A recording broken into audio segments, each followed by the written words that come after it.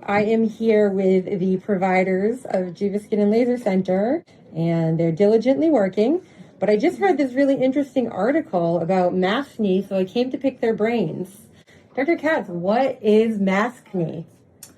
Well, maskne is a condition where we're seeing different types of rashes that people are developing on their faces in the area where they're wearing their masks. Because we're wearing masks all the time, wearing different types of masks, and we've been seeing some different conditions developing from it. So maybe we'll start Denisse. Denisse Serrano is going to tell us a little bit about what her impressions are about the mask. So Denisse, do patients who get this already have acne? Or are these patients that, aren't currently suffering acne and acne is causing, or the mask is causing the acne?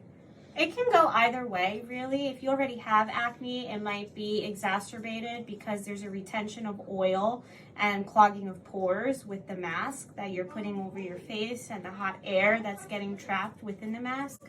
My favorite way to combat this is by using a salicylic acid cleanser or pads. You do have to be careful though and make sure you moisturize every day if you're going to be using an exfoliant like that. Dr. Fisher, can you tell me more? Sure.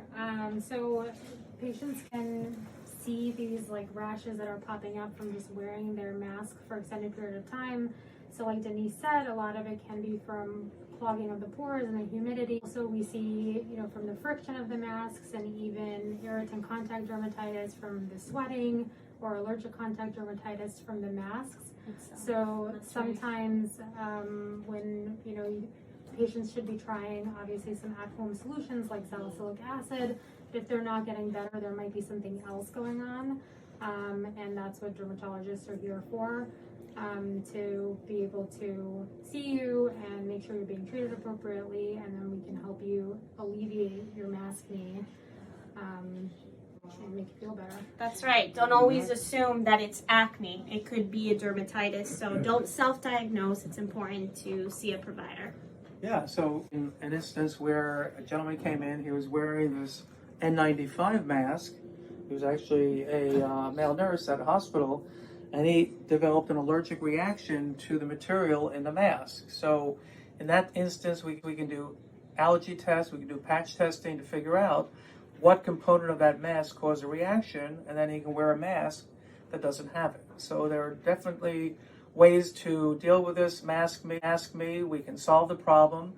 And if anyone has this issue, just call JUVA and see one of us and we'll help them clear it up. And then do any of you guys have tips about how to prep the skin to put a mask on in this hot, humid heat? Absolutely. Gentle cleanser or whatever cleanser you've been using and tolerating. And just a nice moisturizer that's keeping your skin hydrated, but nothing too heavy or occlusive. And I actually recommend that patients don't wear makeup or anything that could be contributing to clogging of the pores.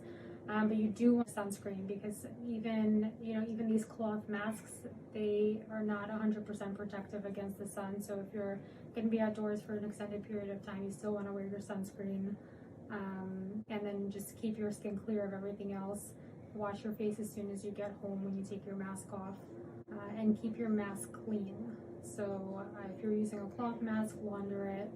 Not too fragrance detergent. You don't want to use fragrance detergents, and no fabric salt should help.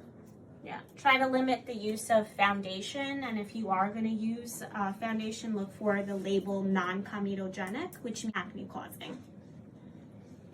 Great. Well, thank you very much.